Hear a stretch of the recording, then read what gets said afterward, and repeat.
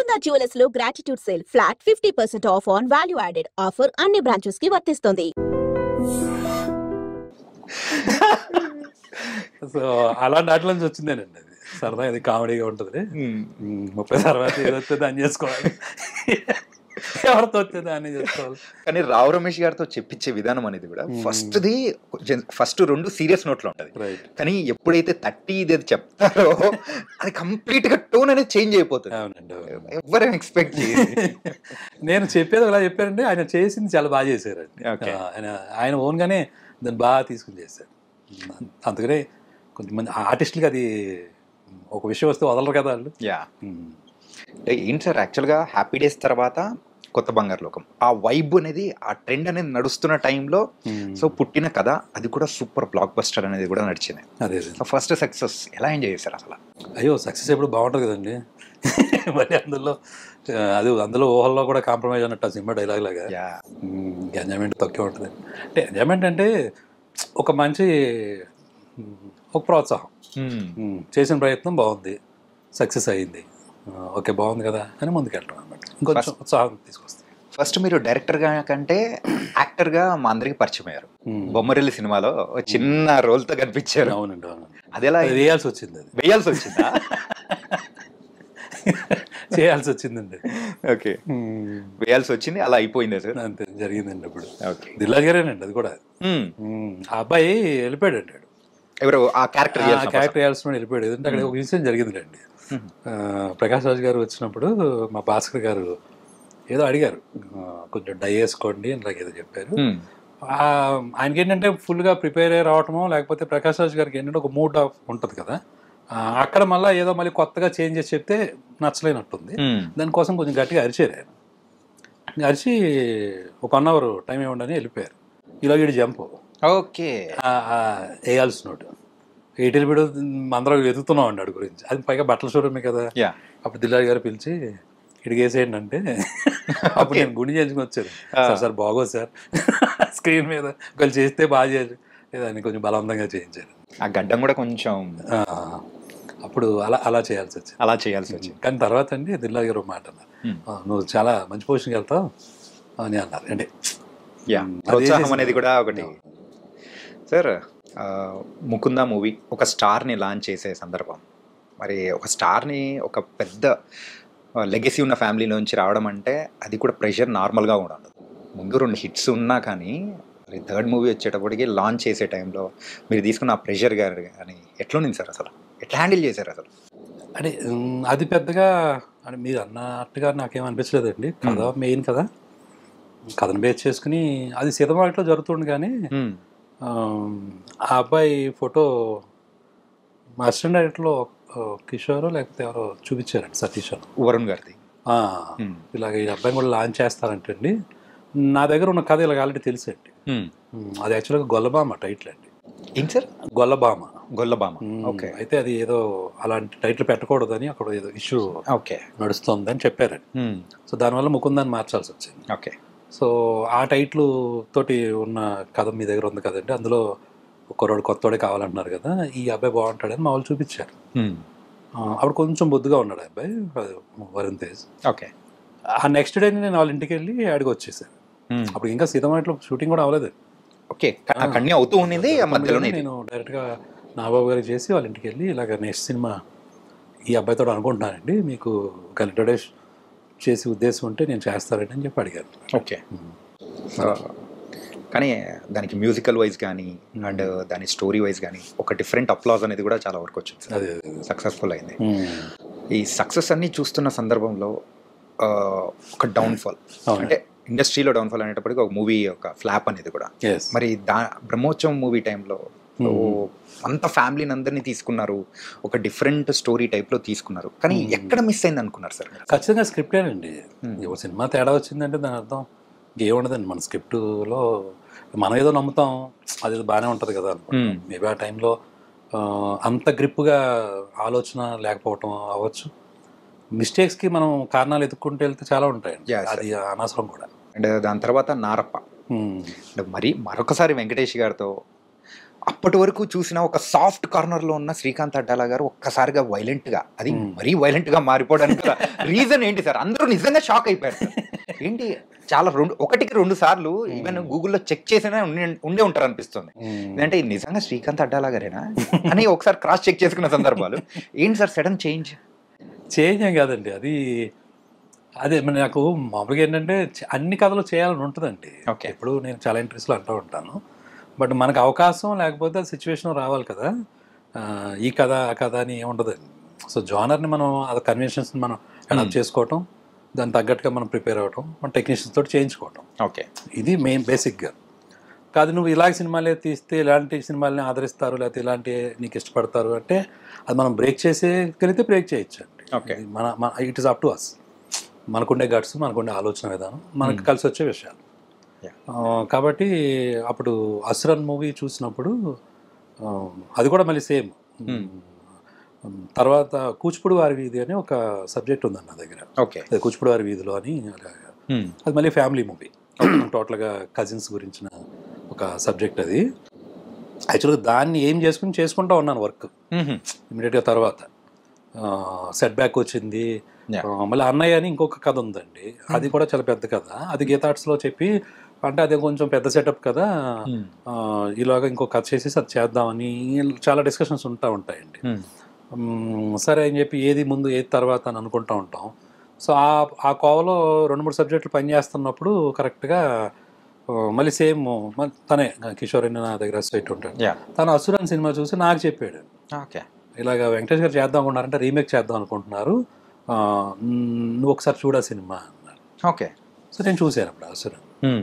చాలా బాగుందండి, అసలు మామూలు కాదు కదా అమ్మ. అప్పుడు వెంటనే నేను ఇంకా 2వ నిమిషం ఆలోచించకుండానే చేస్తానండి సురేష్ బాబు గారు. సరే ఇలా అనుకుంటున్నారంట కదా, ఒకవేళ అలాంటిది ఏదైనా ఉంటే ఒకసారి నాకు చాలా బాగా చేయాలనిపించిందండి అది అంటే. అప్పుడు నేను వెళ్ళి కలిశాను అనమాట. కలిసిన తర్వాత ఆ కథ గురించి డిస్కషన్ వచ్చింది, ఏంటి ఎలా. సో అందులో కూడా మీకు తెలియకుండా అది జోనర్ వచ్చి యాక్షన్ ఉంటుంది కానీ ఇట్స్ ఏ ఫ్యామిలీ మూవీ. అవును సార్, ఫ్యామిలీ కోసం. ఫ్యామిలీ అంటే ఫ్యామిలీ ఎమోషన్స్. ఓకేనండి, అంటే ఎంత సప్రెస్డ్గా తొక్కేస్తున్నా కానీ అసలు మామూలుగా జీవితాల్లో అయితే బెటర్ లైఫ్ గురించి మాట్లాడుతున్నాం. ముందు మన సితమాయిట్లో కూడా బెటర్గా మారారు, ట్రాన్స్ఫర్మేషన్ అని చెప్తున్నాం. ఆ అవకాశం కూడా లేదు పాపం వాళ్ళకి.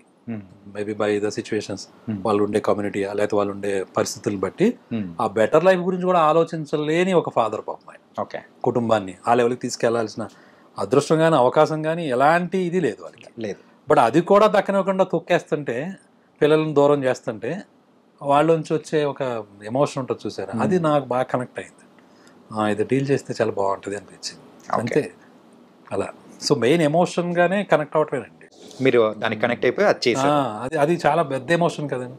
సో ఏది చూసినా మీరు కావలిస్తే ఆ లైఫ్ని ఇక్కడి నుంచి ఇంకో చోటకి మార్చుకోవాలి, లేకపోతే ఈ స్థాయి నుంచి ఇంకొక బెటర్ స్థాయికి వెళ్ళాలి అని ప్రతి ఒక్కరి ప్రయత్నం దగ్గర ఉండే స్ట్రగుల్ ఉంటుంది చూసారా, అది ఎప్పుడు ఏ జోనర్లో ఉన్నా అది చాలా గొప్ప కథ అవుతుంది. తమిళ్లో అసురన్ చూసినప్పుడు యూజువల్గా అది తెలుగులోకి వస్తుంది, అది ఎవరు చేస్తారు అనుకున్నప్పుడు వెంకటేష్ గారు చేస్తున్నారు అనేటప్పటికీ చేయగలుగుతారన్న నమ్మకం అనేది కూడా వచ్చేసింది. ఎందుకంటే ఈజ్ ఎ కంప్లీట్ యాక్టర్ ఆ టైప్. ఈవెన్ కొన్ని సీన్స్ అయితే ఈవెన్ తమిళ్ మూవీస్ లో చూస్తే ఒక స్టార్ కొన్ని అంటే అక్కడైతే సర్వసాధారణం, కానీ ఇక్కడికి వచ్చేటప్పటికి ఫ్యాన్స్ వాళ్ళు ఇట్లా చేయకూడదు ఇలాంటివన్నీ అనేది ఏం లేకుండా క్యారెక్టర్స్ కూడా చేపించారు, అంటే సీన్స్ కూడా చేపించారు. వెంకటేష్ గారు అవన్నీ తీసుకోరండి, ఆయన బాగా డెడికేటెడ్ గానే ఉంటారు. ఏది అవసరం అది ఖచ్చితంగా దానికోసం ఎంతైనా చేస్తారు. ఆ టైం ఆ ఇంటర్వ్యూస్ లో కూడా చెప్పిన గుర్తుండి నాకు. ఆ ఇసుకలో కూడా పాపం ఆ ఎండ్లో కూడా అలా అంతేనండి, అలా చెయ్యాలి. మరి అలా చేయకపోతే ఊరినే గొప్పలైపోతారా? కానీ మీరు ఇప్పుడు అంటే మీరు చేసిన వాళ్ళ డెడికేషన్స్ అవి ఉంటాయి కాబట్టేనండి. సో బికాస్ వాళ్ళు ప్రేమిస్తారు, దీన్ని ఎలాగైనా కసిగా చేయాలి, బాగా చేయాలి అని. మీరు 6 మూవీస్ చేస్తే ఈ 6 మూవీస్లో రిపీట్ అయిన హీరో ఎవరైనా ఉన్నారంటే అది వెంకటేష్ గారు మాత్రమే. అవునండి, అవును. సో మీకు అంత ఇష్టమా సార్ వెంకటేష్ గారు అంటే? ఇష్టం అంటే ఏదో అలా కలిసిందండి. అంటే చేసినప్పుడు ఆ ఎంజాయ్మెంట్ బాగుంటుందండి, చాలా ఆత్మీయంగా ఉంటుందండి ఆయనతోటి.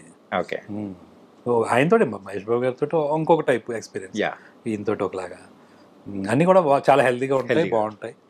ఎవరి పని ఎవరు గొడవ లేకుండా మన పని ఏదో మనం బాగా చేసుకోవటం, నవ్వుకోవడం, సార్ చేసినంతసేపు మట్టుకు ఓ విషయం తెలుస్తూ ఉంటుంది. ఆ వర్క్ ప్రాసెస్ని బాగా ఎంజాయ్ చేయొచ్చు. కానీ మీరు చిన్నోడు పెద్దోడిని మాత్రం వదలలేదు. ఇద్దరితో కలిసి 2 మూవీస్ చేశారు.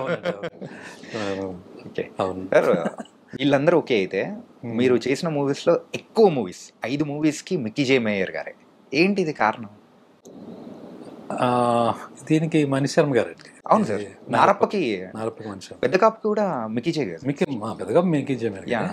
ఓకే 5 మూవీస్ అంటే 5 మూవీస్ సార్. నేను అంటే ఆయనతో ఫస్ట్ సినిమా నుంచి ఒక ర్యాపో కుదిరిందండి. ఇంకా అలవాటు, నాకు స్వేచ్ఛ ఉంటుంది ఎక్కువ, ఇది మార్చండి అది మార్చండి అని చెప్పడానికి నాకేమీ హెసిటేషన్ ఉండదు. కానీ వేరే వాళ్ళని కొత్త వాళ్ళని పెట్టుకుంటే మళ్ళీ అడగలేవని కాదండి. బట్ ఈయన దగ్గర ఉండే ఒక చొరవ, ఈయన దగ్గర ఉండే ఒక ఫ్రెండ్షిప్ లోగా దాంట్లో చేసుకోవడం నాకు ఈజీ అయింది అంతే. మీరు అనేటప్పటికి మిక్కీ గారు మాత్రం సూపర్ ట్యూన్స్ అనేది కూడా ఇచ్చేస్తూ ఉంటారు. చూడండి సుకుమార్ గారు, దేవి ప్రసాద్ గారు, ఇలా ఒక్కొక్కసారి ఏమవుతుందంటే ఒక బాండ్ ఫామ్ అవుతుందండి. దాన్ని మనం కంటిన్యూ చేయొచ్చు, లేదా మనం బ్రేక్ చేసుకుని కొత్త ప్రయోగం కూడా చేసుకోవచ్చు అండి. దానికి ఏమి ఇదేం ఉండదు, ఇలాగే చేయాలని లేదు. బట్ ఎందుకు అది కొన్నిసార్లు ఏమవుతుందంటే ఆ వైబ్ కొనసాగుతూ ఉంటుంది, మనకి బాగానే ఉంది కదా, మంచిగా జరుగుతుంది కదా అనేది ఒక పాయింట్ అనమాట. అలాగే చోటా గారితో కూడా ఎక్కువ మూవీస్ చేశారు. 2 చేశానండి, పెద్ద కాపు, కొత్త బంగాళాఖాతం, పెద్ద కాపు. అవునండి. ఏంటి సార్ అది రీజన్ ఏంటి సార్? Same bonding. అది నాకు ఆయనతో ఏంటంటేనండి, మన కొత్త బంగాళాఖాతం గుర్తుందండి నాకు. వాళ్ళందరూ బాగా చిన్న పిల్లలండి, అదే 16 ఏళ్ళు ఆ టైం కదండి. సో హీరో కూడా హ్యాపీ డేస్ చేశాడు అంతే. అండ్ మేము మళ్ళీ కొత్త వాళ్ళం, నేను ఫస్ట్ టైం డైరెక్షన్. సో ఒక ఎక్స్పీరియన్స్ ఉంటే ఆయన ఈవెన్ చోటగారిది ఎలా ఉంటుందంటే ఆయన మొత్తం భుజం మీద వేసి వెళ్ళిపోతూ ఉంటాడు. మొత్తం అవన్నీ ప్రొడక్షన్ మేనేజర్లు ఆలోచించి కూడా ఈయన ఆలోచించి ముందు రేపొద్దున ఏంటి, చాలా వరకు ఆయన ప్రొడ్యూసర్ సైడ్ అండి. ఆయన అసలు ఎట్టి పరిస్థితుల్లో ప్రొడ్యూసర్ సైడే ఉంటాడు ఆయన. దాని అర్థం ఏంటంటే మనల్ని కూడా కలుపుకుని, ఈవెన్ అందరినీ కలుపుకుని ఆయన పాయింట్ ఆఫ్ వ్యూలో ఏంటి ఎలా చేయాలి ఏంటనే దగ్గర చాలా అడ్డం పడతాడండి గట్టిగా. సో నాకు మళ్ళీ ఈ అబ్బాయి కూడా కొత్త అబ్బాయి, అలాగే టీంలో కూడా చాలా మందిని కొత్త వాళ్ళని తీసుకున్నారండి అప్పుడు ఈ పెద్ద కాంపిటీషన్లో కూడా. సరే ఒక సైడ్ మనం ఫ్రీగా ఆలోచించుకుంటూ ఉండాలి, ఇదంతానేమో వేరేగా ఉంది. సో బెటర్ అప్పుడు కొత్త బంగాళాఖాతంలాగే కొంచెం ఆలోచన వచ్చి మీరే చేయండి సార్ అని చెప్పేసి అప్పుడు అలా. మరి పెద్ద కాపు ఏంటి సార్ అది? యాక్చువల్గా ఆ టైటిల్ పెట్టడం వల్లే సో ఆ నెగిటివ్ రిజల్ట్స్ అనేది కూడా వచ్చిందని అనుకోవచ్చా? ఏమండి, ఇప్పుడు సినిమా తేడా వచ్చింది అనుకోండి, అది ఇందాక చెప్పాను కదండి, ఒక మిస్టేక్ జరిగితే ఇంకా దాన్ని తవ్వుకుంటూ వెళ్తే అది ఎండ్లెస్ అది. అందుకని ఆయన అక్కడ వదిలేసి మరి నెక్స్ట్ ఏంటి అనేది దానికి వెళ్ళిపోవడం చాలా గొప్ప విషయం అన్నమాట. అయితే పెద్ద కాపు 2 ఎప్పుడు సార్? అది ఇంకొంచెం టైం తీసుకుంటానండి. ఓకే, బట్ ఇప్పుడు మటుకు నెక్స్ట్ ఇమీడియట్గా వేరే సబ్జెక్ట్ మీద ఉన్నా, అది ఆల్మోస్ట్ ఏప్రిల్కి అయిపోతుంది. కొంచెం టోటల్గా సబ్జెక్ట్ చేసుకున్న మూడ్లో ఉన్నాను కాబట్టి. ఇది కొత్త సబ్జెక్ట్? కొత్త సబ్జెక్ట్ అండి, అది కూచిపూడి వారి ఇదని ఒకటి చేస్తున్నాను, ఒక్కటి కూడా సైమల్టేనియస్గా చేసుకుంటా ఉన్నాను. సో ఏప్రిల్కి కంప్లీట్ చేసుకుంటాం, ఆ తర్వాత ఎవరు ఏంటి ఎలాంటి ప్రయత్నం అనేది మొదలు పెడతాం. యాక్చువల్గా ఆ మూవీలో పర్టికులర్గా ఒక సీన్ మాత్రం నిజంగా స్టార్టింగ్ ఇంట్రడక్షన్ జెండా పెట్టేసి ఆ ఐడియా ఎక్కడి నుంచి వచ్చింది సార్? అసలు ఆధిపత్యం చెలాయించాలని చెప్పేసి అది పెడితే వచ్చే వైబ్ కానీ 1982 ఆ వైబ్స్ తీసుకురావడం కానీ అంటే చాలా డెప్త్ ఉంటుంది సార్. అంటే యూజువల్గా మీ స్క్రిప్ట్స్ అన్ని కానీ చూస్తే ఆ ఎమోషన్స్ వైజ్ కానీ ఎవరన్నా అంటే పడిపోతున్నవాడు ఎందుకు పడుతున్నాడు, లెగాలనున్నా కానీ వాడు లేవలేకపోతూ ఉంటే వాడు ఒకసారి తిరగబడితే ఎలా ఉంటుంది అని చెప్పే ప్రతి ఒక్క థింగ్స్ కానీ అంటే మన లైఫ్లోంచి అంటే పడిపోయిన సందర్భం నుంచి తీసుకునే దానిలానే ఉంటాయి.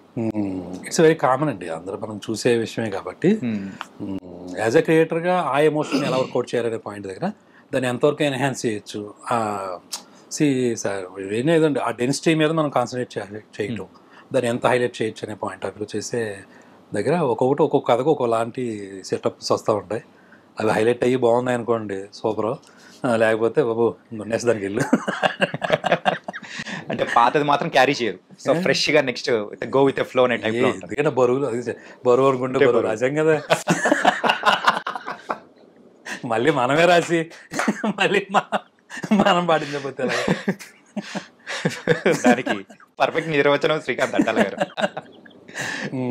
ఓకే సార్, మీ మూవీస్ లో 1 లైనర్లు భలే ఉంటాయి సార్. ఒక్కసారి ఇంకోసారి అదొకటి అయితే ఇంకోటి ఏకాడా అని. అండ్ రీసెంట్ గా వచ్చిన దీనిలో కూడా కొంచెం ఎమోషనల్ గా ఉంటది, పెద్ద కాపులో కూడా వాడికి ఎంత ఉంటే మనకి ఎంత ఉంటుంది అని చెప్పేసి. కానీ అలా ప్రతి ఒక్క మూవీలో ఒకటి కామన్ గా పెట్టుకుంటారా సార్? ఎట్లా సార్ అది? అది ఏం ప్లాన్గా ఏం జరగదండి. మేబీ ఆ ప్యాటర్న్ వస్తుందండి మరి తెలియకుండా. ఇప్పుడు ఇంటెల్ కార్పొరేషన్ చిప్ ఎప్పుడు ఒకలాగే ఉంటుంది కదా, మన చిప్ కూడా అలాగే ఉందేమో. ఇంకా దాని నుంచి సెల్ ఫోన్లో, దాని నుంచి కంప్యూటర్లు తయారవుతుంటాయి. సో బేసిక్ చిప్ అలా ఉన్నట్టుంది, బిల్ట్ అలాగే ఉంది. ఓకే సార్, రేలంగి అనేది మీ ఊరు అసలు? మా ఊరే. అంటే ఆ షూటింగ్ మొత్తం కంప్లీట్ గా ఆ ఊర్లోనే తీసారా? అంటే మా ఒరిజినల్ ఊరు ఒరిగేడండి. ఒరిగేడు అని ఒక ఊరు ఉంటుంది, మా నాన్నగారాళ్ళది. నేను పుట్టింది పెరిగింది మటుకు రేలంగి. సో అక్కడ ఎస్విఎస్సి అనేది కంప్లీట్ గా అంటే మీ స్టోరీని అనుకోవచ్చా?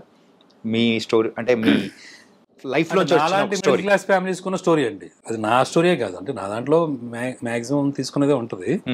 బట్ యాస్టీజ్ అలాగ గుద్దిందే కాదు. ఇప్పుడు నాలాంటి మిడిల్ క్లాస్ ఎవరైతే ఉంటారో వాళ్ళందరిదేనండి కదా. ఓ ఇద్దరు అన్నదమ్ములు, ఓ తల్లి తండ్రి, ఓ గ్రాండ్ మదరు, ఓ చెల్లి, ఇవన్నీ ఉంటాయి కదా. మీరు ఆ రోజులోనే ఏంటంటే చిన్నోడితో బామ్మను కొరికెత్తా అనేది ఇప్పుడు ఇంకా ఫేమస్ అయిపోతుంది. దాని నుంచి ఇన్స్పైర్ చేసుకున్నట్టు అనిపిస్తూ ఉంది. కొంచెం ఇంచుమించు బామ్మలతో అందరూ అలాగే ఉంటారు కదా, ఎలా కోలాలు. వాళ్ళు కూడా అది ఇష్టం వాళ్ళకి, ఆ ముద్దు చేయటం అవన్నీ అండి. కానీ న్యాచురల్ మూమెంట్స్ అండి అన్నీ మన జీవితంలోనే ఉంటాయి. అలాగే మనం కూడా చూస్తాం బోలం చోట్ల. ఆ సిచ్యువేషన్స్లో ఏంటంటే ఆ సినిమాకి అది వర్కౌట్ అయ్యిద్దండి. అలాగా కొన్ని సినిమాలకి, కొన్ని కథలకి అవి వచ్చేస్తాయి ఆటోమేటిక్గా. ఏదో మ్యాగ్నెట్ అలా లాగేస్తున్నట్టు ఆ చిన్న చిన్న మూమెంట్స్, సింపుల్ మూమెంట్స్ అండి. సింపుల్ మూమెంట్సే చాలా పవర్ఫుల్గా పేలిపోతూ ఉంటాయి.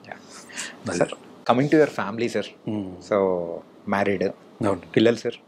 ఒక పాప. ఓకే, మేడం ఏం చేస్తుంటారు? తను house wife. Love marriage, arrange marriage? రెండు కలిపి మిక్స్. ఎక్కడ? సేమ్ ఊరేనా సార్? సేమ్, అంటే రిలేటివ్స్ అండి. ఓకే, అలా పెళ్ళి ఎప్పుడైనా కలిసినప్పుడు చూసినప్పుడు అలా ఏమన్నా? అంటే ఇంకా చెప్పాలంటే విజయవాడ ఫ్యామిలీ. ఓకే, చిన్నోడు యాజ్ ఇట్ ఈజ్ వాళ్ళు విజయవాడ అండి. Okay okay okay. కోపం అంతా ఇంకా అలా తీర్చుకున్నాం అన్నమాట. తీర్చేస్తున్నారా? అయితే మీరు కూడా హెటేస్ మరి కొట్టేశారు అనమాట. ఓకే, పాప ఇప్పుడు 8th క్లాస్ చదువుతుంది. 8th క్లాస్ చదువుతున్నారు. ఓకే, అండ్ మేడం గారి దగ్గర నుంచి ఏమైనా సలహాలు, సూచనలు మీకేమన్నా? అంటే పర్టికులర్గా ఏముండదు కానండి, తన కామన్ సెన్స్ చాలా బాగుంటుందండి. ఏదైనా ఎక్కువసేపు ఏమి చెప్పే విషయం ఉండదు. సింగిల్ లైన్లో మీరే అన్నట్టుగానే వన్ లైన్లు ఎక్కువ ఉంటాయి. ఇంకా అవి మనం తీసుకోవడమే, డీకోడ్ చేసుకుని బుక్ పెట్టుకొని ఆ బుక్లో రాసుకుంటూ ఉంటారు. ఓకే, అంటే విషయం వచ్చినప్పుడు ఏదైనా మరి ఎవరితో డిస్కస్ చేస్తాడు, మరి వాళ్ళతో చేయకపోతే అంతే కదా. సో అలాంటి టైంలో ఏంటంటే ఓ పెద్ద సొద చెప్పకుండా ఇంతే ఉంటుందేమో అని సింపుల్గా, ఒక్కొక్కసారి తీసుకోవడానికి కష్టంగా ఉన్న తీసుకోవాల్సి వస్తుంది. అంటే తీసుకోకపోతే కష్టం కదా సార్, తర్వాత మనకు ఫుడ్ ఉండదు.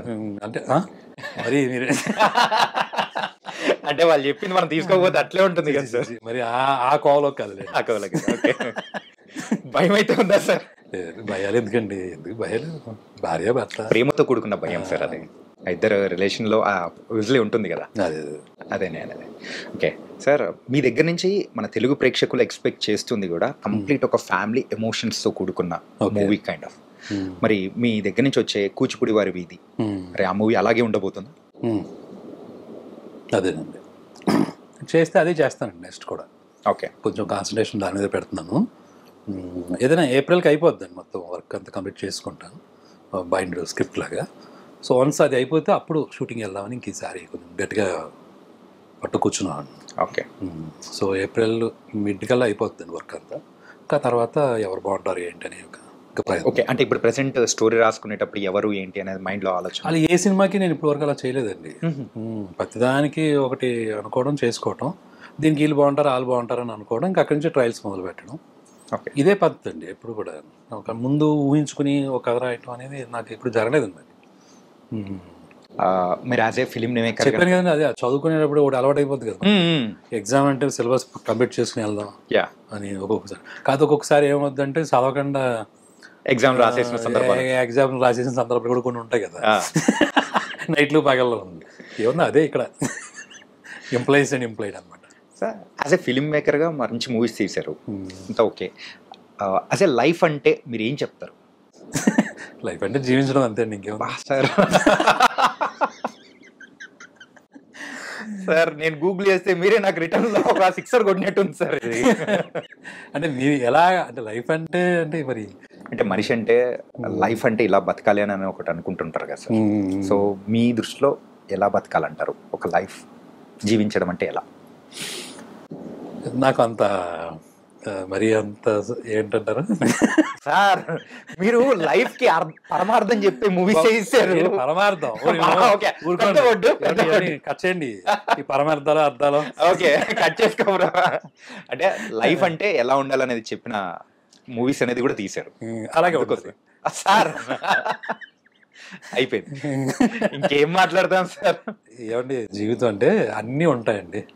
ఫస్ట్ బేసిక్గా అన్నీ ఉంటాయి. మంచి ఉంటుంది, చెడు ఉంటుంది, తప్పు ఉంటుంది, ఒప్పు ఉంటుంది. ఓకేనా? చేదు ఉంటుంది, తీపి ఉంటుంది, అలా ఇంకా అలా మాట్లాడుకుంటే.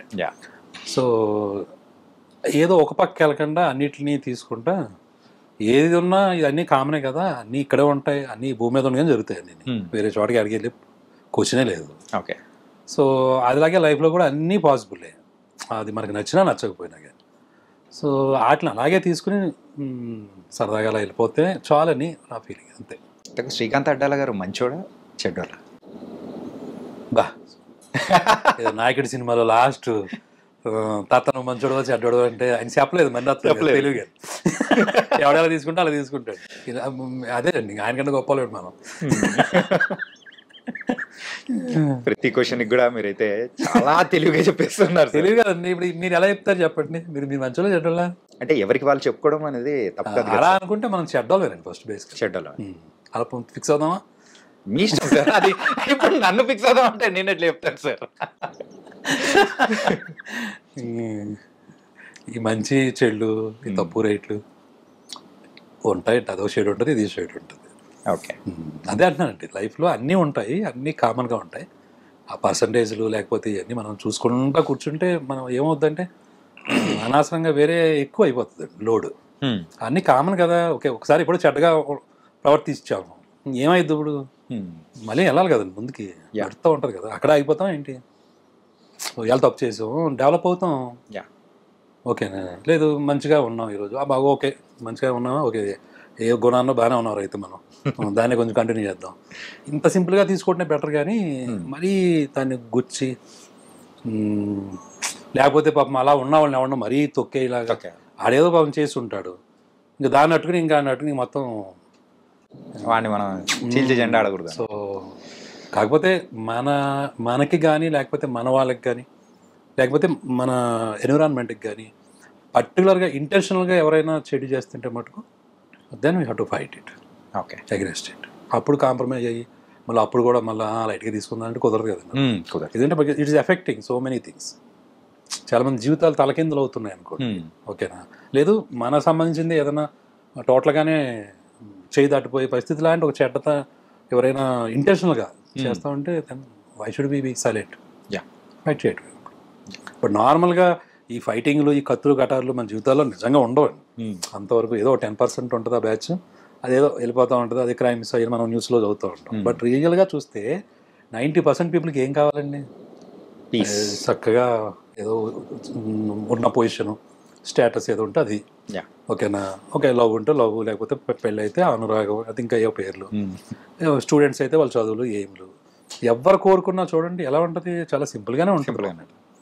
తొందరగా సెటిల్ అవ్వాలని ఉంటుంది, లేదా ఇంకో నెక్స్ట్ స్టెప్కి వెళ్ళాలని ఉంటుంది, ఇంకొంచెం బెటర్గా లైఫ్ని క్రియేట్ చేసుకోవాలని ఉంటుంది. మొత్తం మీద ఓవరాల్గా అందరూ ఆలోచించేది ఏంటి? Quality of life. వాళ్ళ లైఫ్లో కొంచెం క్వాలిటీ కోసం ట్రై చేస్తూ ఉంటారు. ఓకేనా? ఇది మేజర్ థింగ్ అవుతుంది కదా ఆ 90% పీపుల్కి సంబంధించి. సో దాంట్లో మళ్ళీ మనం ఈ మంచులు, చెడులు, తప్పులు, రైట్లు ఇంకా పొద్దున ఇంకా వాటిలోనే పట్టు కూర్చున్నాం అనుకోండి, ఇంకెప్పుడు బతకాలి మనం? Okay sir. Sir small rapid fire sir. Okay okay. మీరు చిన్నప్పుడు ఎప్పుడైనా కానీ ఒక ఫేవరెట్ హీరో మూవీకి వెళ్ళి అర్రే సాధించాం, చూసాం అని అనిపించిన మూవీ ఏంటి? ఏమన్నా సడన్ గుర్తురావి మరి? గుర్తురాదంటే ఒక సందర్భం ఉంటుంది సార్, బ్లాక్ అయిపోతా ఉంటాయి కదా. జగదేవ్ వీడాల్సి సుందరి అండి ఫేవరెట్ హీరో. అంటే చిరంజీవి గారా? వీళ్ళనే ఉండదని నాకు అందరూ బాగా ఇష్టం. కమల్ హాసన్ గారు అంటే చాలా ఇష్టపడేవాడిని. నేను పర్ఫార్మెన్స్ అయ్యి స్వాతి ముత్యాలు అలాంటివి చూసినప్పుడు. చిరంజీవి గారు అంటే క్రేజ్. అది మీరు ఇప్పుడు చెప్పిందే, ఎలాగైనా ముందు షోకి వెళ్ళిపోయి తెచ్చుకోవాలి టికెట్. ఏదో రకంగా డ్యాన్స్లు అవి చాలా బాగుండేది. ఎట్లా సాధించారు సార్ టికెట్స్? అవి వానండి ఆ రోజు, బాగా వర్షం, చాలా మంది తుఫాన్ ఆ రోజు. అదే 10th క్లాస్ రిజల్ట్స్ వచ్చాయండి అప్పుడు మా సీనియర్స్కి. నేను 9th క్లాస్ అప్పుడు. ఓకే. అందులో గణపతి ఒకడు ఉంటాడు, అది ఫెయిల్ అయిపోయాడు యాక్చువల్గా. ఓకే. ఆడు పొద్దున్న చూసుకున్నాడు పేపర్లో, ఫెయిల్ అయిపోయాడు. ఆడు నేను కలిసి వెళ్ళేవాడు. ఆడికి అసలు ఇంకా ఫెయిల్ అయ్యామా పాస్ అయ్యామా ఇంకా వద్దు మనకి అనవసరం, అయిపోయింది సినిమా ముఖ్యం అనుకొని వెళ్ళిపోయారా? మైసూరు బండలు తిని అవి వాన్లోను మొత్తం టికెట్లు సంబంధించి వెళ్ళిపోయాడు. ఓకే. ఫ్రెండ్స్తో కూర్చొని సరదాగా ఎంజాయ్ చేయాలంటే మీ లైఫ్లో ఆ స్పాట్ కానీ ఆ సిచ్యువేషన్ ఎలా ఉండాలంటారు? అంటే ర్యాలింగ్ మా ఊర్లో ఉంటాయండి అలాంటి స్పాట్లు. ఒక కాలువ ఉంటుంది, కాలువ పక్కన వంతెన ఉంటుంది కదా, ఆ వంతెన గోడలు బాగా లావుగా ఉంటాయి. ఓకే.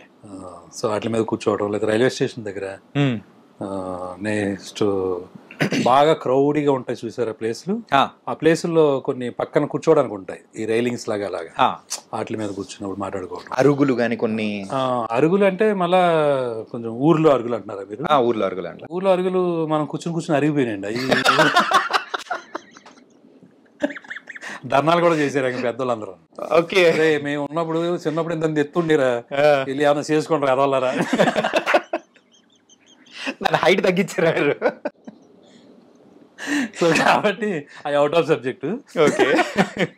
ఇంకా ఇక కాదు ఊరు ప్రాపర్టీస్ కాదు, నేషనల్ ప్రాపర్టీస్ మీదకి వెళ్ళాం, రైల్వే స్టేషన్లు. ఓకే. స్టేట్ అయిపోయింది, నేషనల్ లెవెల్కి వెళ్ళాం అనమాట. ఓకే. ఏదైనా క్రౌడీగా ఉంటే బాగుంటుందండి ఎప్పుడు కూడా. నాకు బాగా అలవాటు ఏంటంటే హైదరాబాద్లో వచ్చిన కొత్తలో కాదండి, ఆల్మోస్ట్ ఈ మధ్యన కూడా వెళ్తా ఉంటాను. ఉమేష్ చంద్ర చాట్యూ ఉంటుంది చూడండి, ఎస్ఆర్ నగర్. ఇప్పుడు అంటే ఈ మెట్రో వచ్చేసి కట్టేశారు సార్, అంతకుముందు ఓపెన్ గా ఉండేది. అవును సార్. ఆ మధ్యలో కూడా ఒక సర్కిల్ కింద ఉండేది, అక్కడ కూర్చునేవాళ్ళం అందరం. ఓకే. అలాంటి ఒక ప్లేసెస్ బాగుంటాయి.